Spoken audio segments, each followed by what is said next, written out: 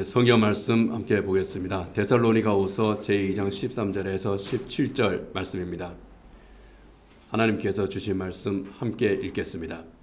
주님의 사랑을 받는 형제 자매 여러분, 우리는 여러분의 일로 언제나 하나님께 감사하지 않을 수 없습니다. 하나님께서는 여러분을 성령으로 거룩하게 하시고 진리를 믿게 하여 구원에 이르게 하시려고 처음부터 여러분을 택하여 주셨기 때문입니다. 이렇게 되게 하시려고 하나님께서는 우리의 복음으로 여러분을 부르셨고 여러분에게 우리 주 예수 그리스도의 영광을 얻게 하셨습니다. 그러므로 형제 자매 여러분, 든든히 서서 우리의 말이나 편지로 배운 전통을 굳게 지키십시오. 우리를 사랑하시고 은혜로 영원한 위로와 선한 소망을 주시는 하나님 우리 아버지와 우리 주 예수 그리스도께서 친히 여러분의 마음을 격려하시고 모든 선한 일과 말에 굳세게 해 주시기를 빕니다.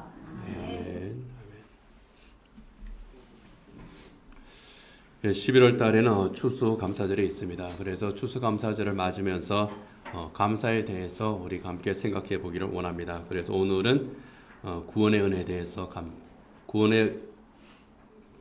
감사할 수밖에 없는 구원의 은혜에 대해서, 그리고 다음 주에는 우리의 삶 속에 베푸르신 은혜에 대해서 우리가 감사를 생각하는 그런 시간으로 가지도록 하겠습니다.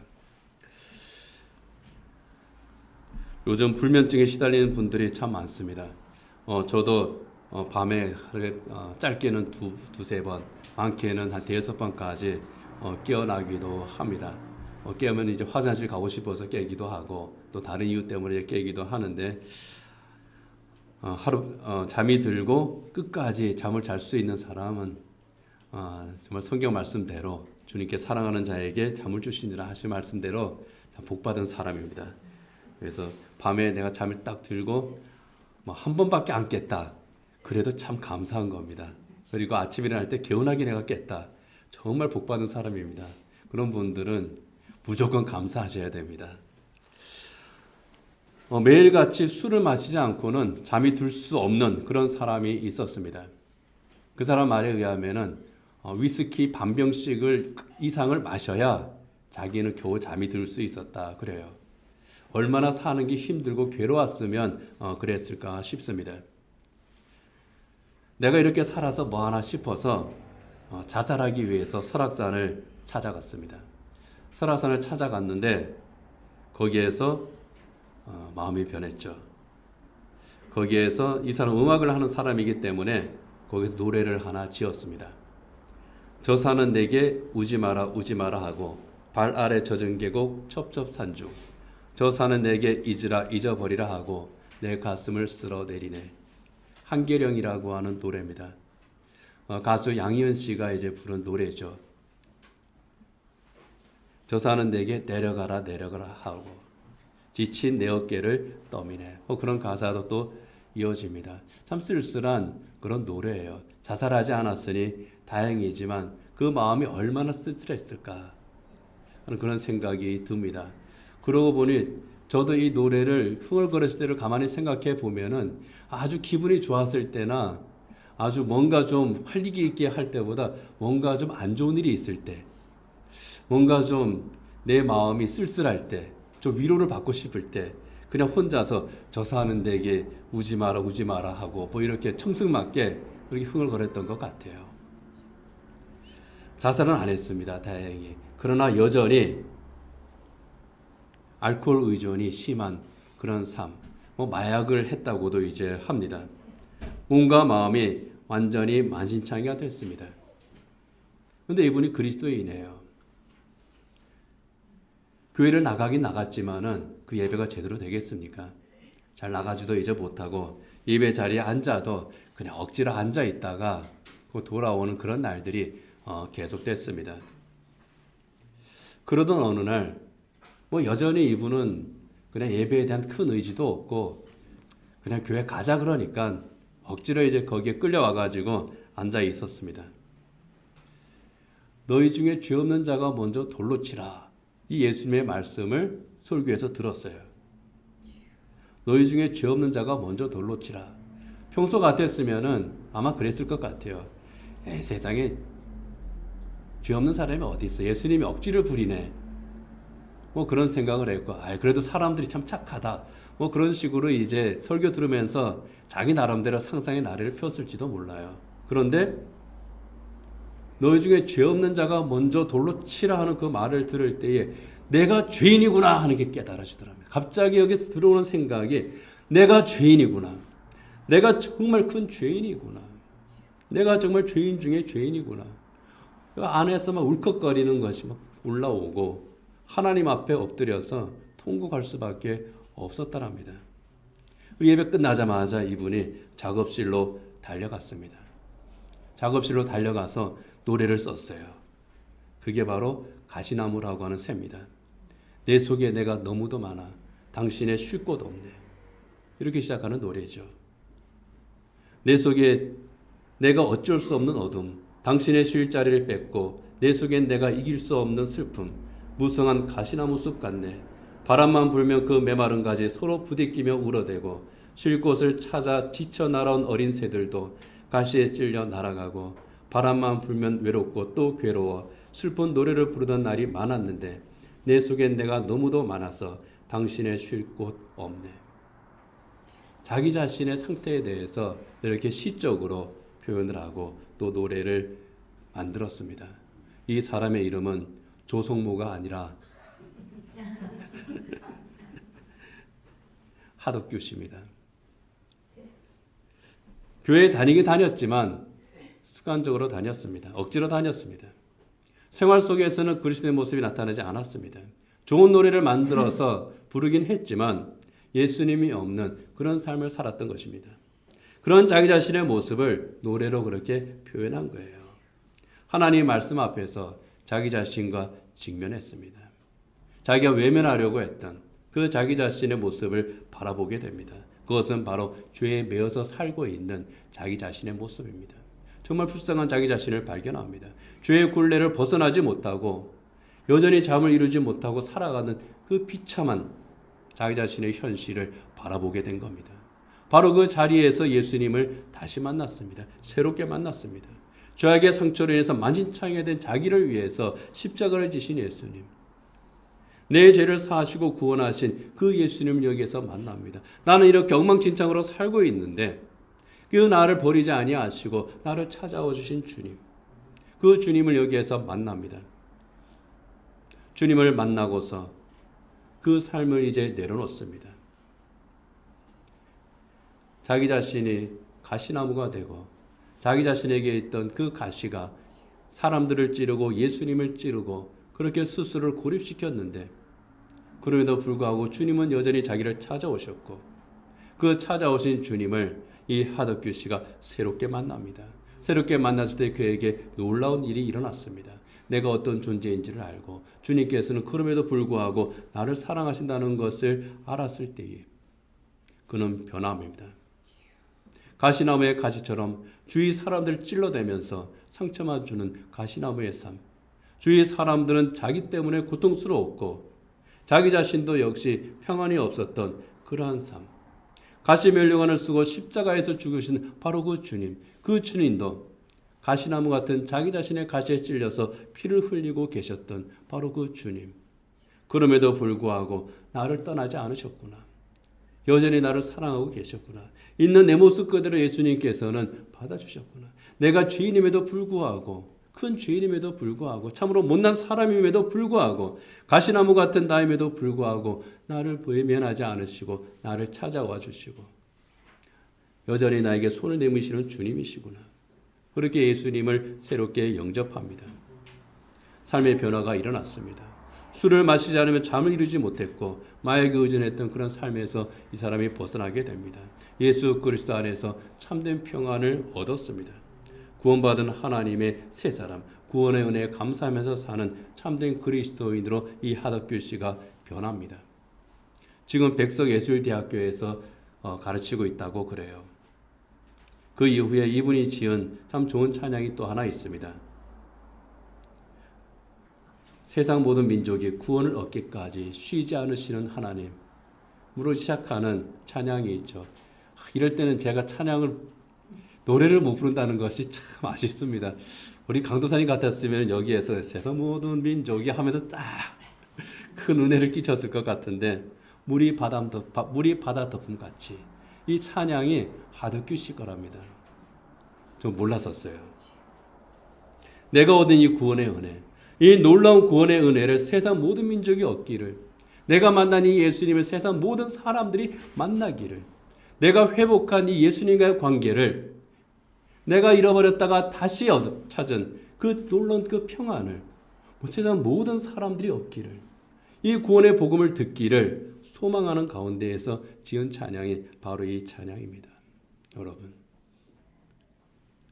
내가 받은 구원이 얼마나 놀라운 것인지 아는 사람은 그 구원의 감격과 함께 이 구원에 대해서 감사가 나오고요. 그 감사를 또한 나누고 싶은 그러한 삶을 살게 되는 겁니다. 오늘 본문이 그렇습니다.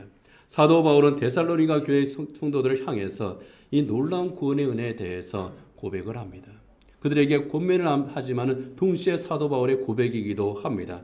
데살로니가후서 2장 13절 한번 같이 읽어보겠습니다. 주님의 사랑을 받는 형제 자매 여러분, 우리는 여러분의 일로 언제나 하나님께 감사하지 않을 수 없습니다.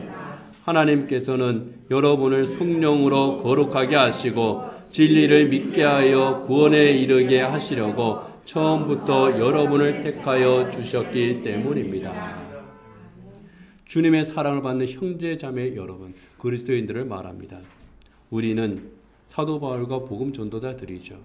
전부 그리스도인입니다.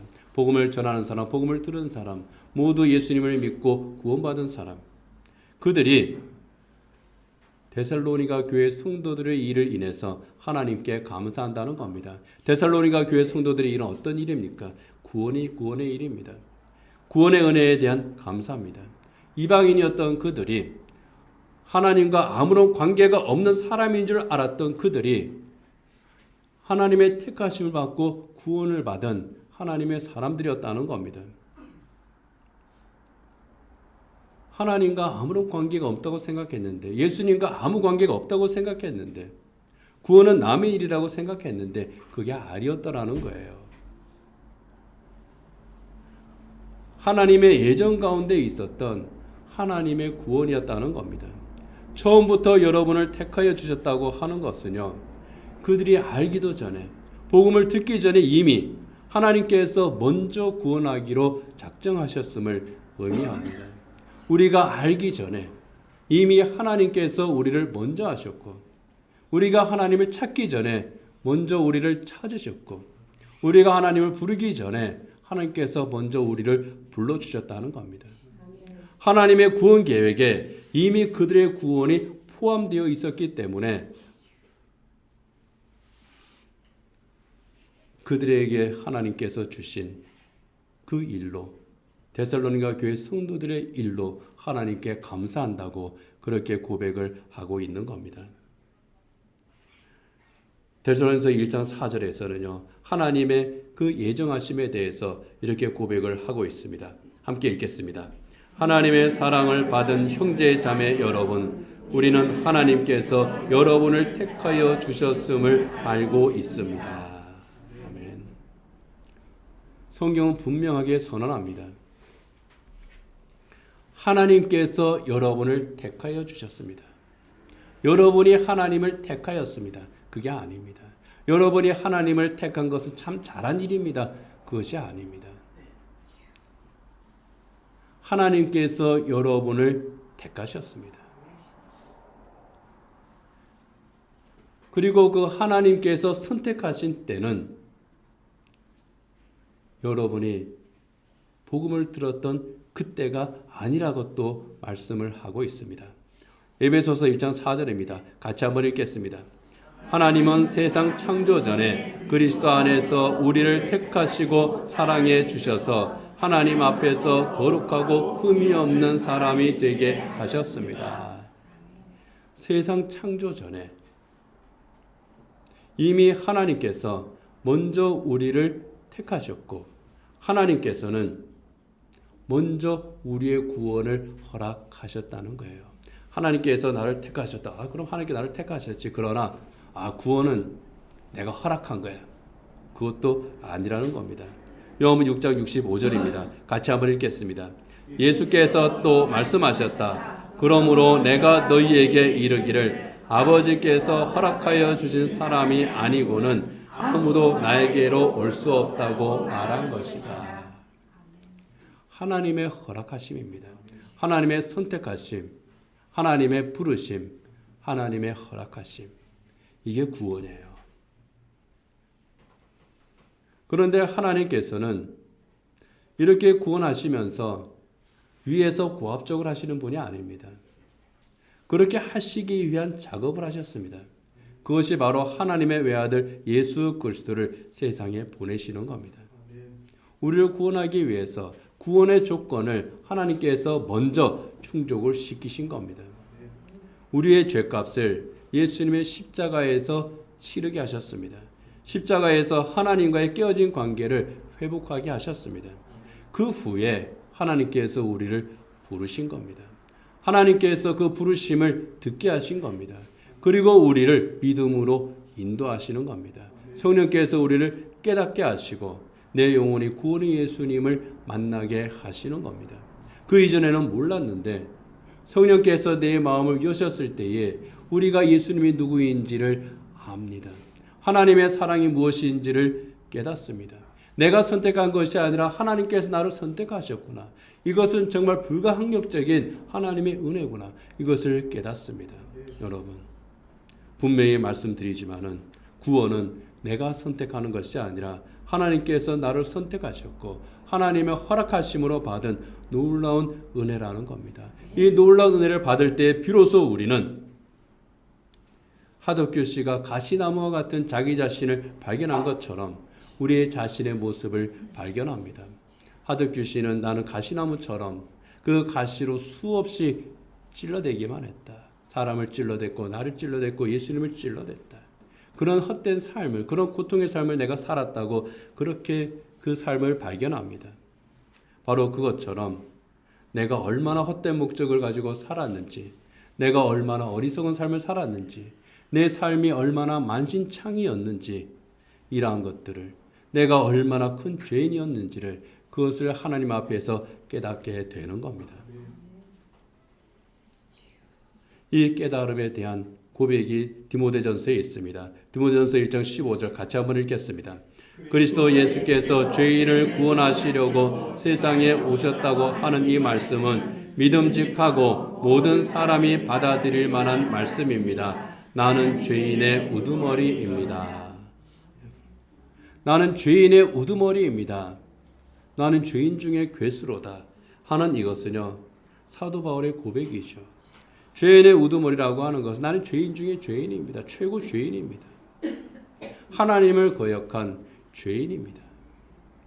나는 의로운 사람인 줄 알았는데, 나는 정말 진실한 그런 사람인 줄 알았는데, 나는 하나님 없이 살아도 되는 사람인 줄 알았는데, 나는 행복한 사람인 줄 알았는데, 알고 보니 나야말로 악한 사람이었고 나야말로 헛된 삶을 살았던 사람이라고 하는 것을 깨닫게 되는 겁니다. 내가 이 헛된 삶을 내가 살았습니다. 바울이 그렇게 고백합니다. 사실 바울은요, 누구보다도 의로운 사람입니다. 누구보다 선한 사람입니다. 누구보다 하나님께 영광 돌리면서 살고자 했던 그런 사람입니다. 자기의 신념을 따라서 살았던 그런 사람입니다. 이 세상에서도 정말 예수 믿지 않았다면은 부잣집 아들로 평안하게 살 수 있었던 그런 사람입니다. 유대인 가문에서도 양반 중에 양반 가문이었던 그런 사람이었습니다. 그 배경도 좋았습니다. 소위 스펙도 굉장히 뛰어난 그런 사람이었습니다. 성공의 가능성이 많았던 사람, 로마인으로서도 성공할 수 있었고 유대인으로서도 성공할 수 있었던 바로 그런 사람이었습니다.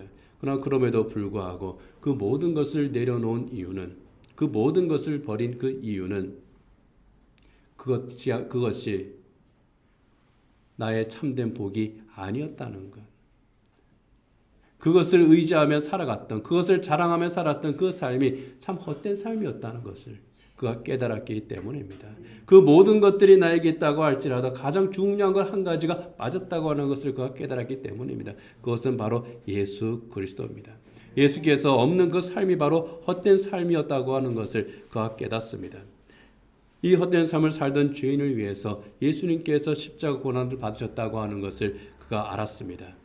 그리고 나를 사랑하심으로 정말 나 같은 죄인을 오히려 예수님을 거역을 하고 핍박하는 나 같은 사람을 위해서 예수님께서 기꺼이 십자가를 지셨다고 하는 것을 알았을 때에, 그렇게 내가 구원을 받았다고 하는 것을 알았을 때에 감사할 수밖에 없었다는 겁니다.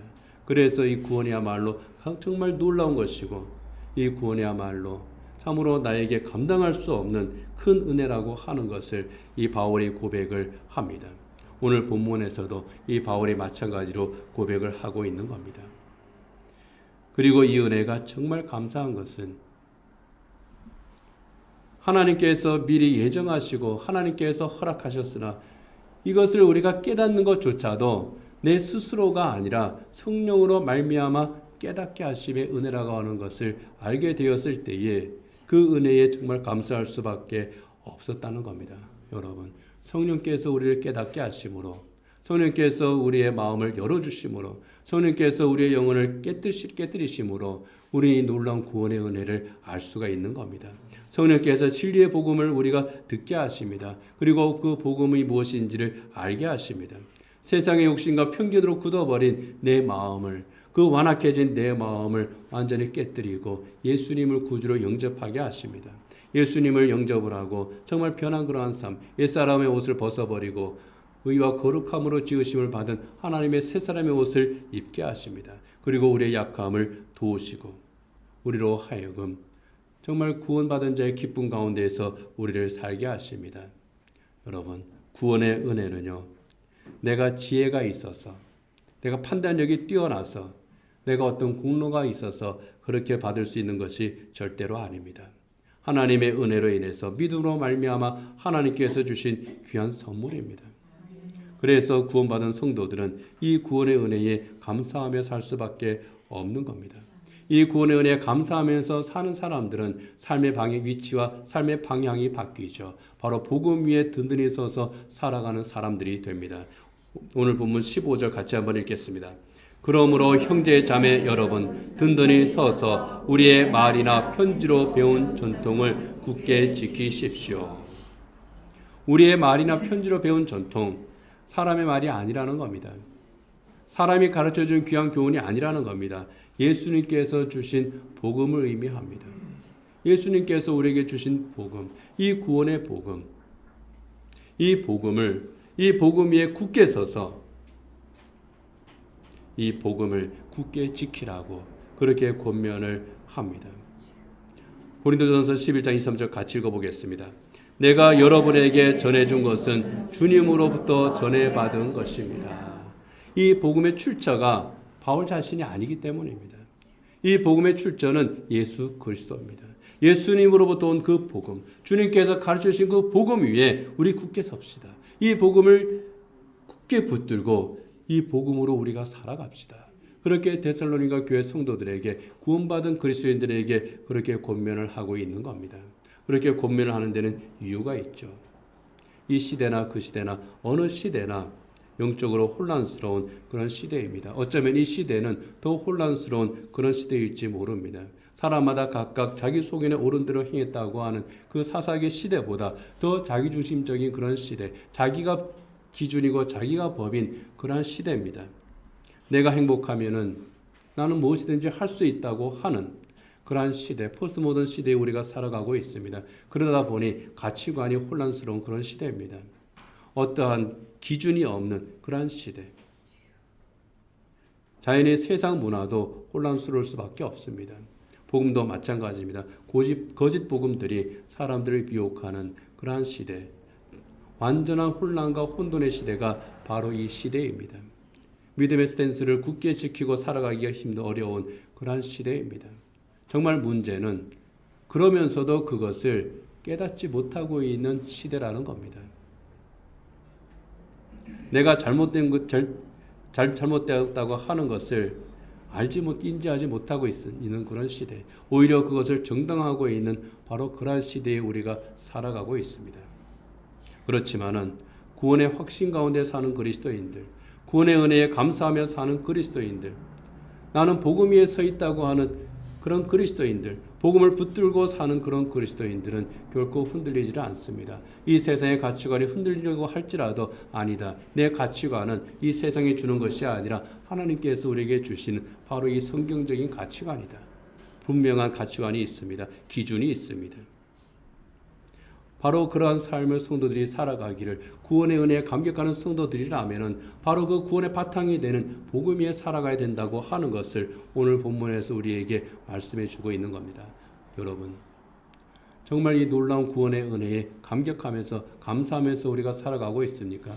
그렇다면 이 놀라운 구원의 은혜를 주신 우리 예수님에 대해서 우리 더 잘 알아야 될 줄 압니다. 예수님께서 우리에게 주신 복음을 우리가 더 잘 알아야 될 줄 압니다. 그 복음 위에 우리가 굳게 서 있어야 될 줄 압니다.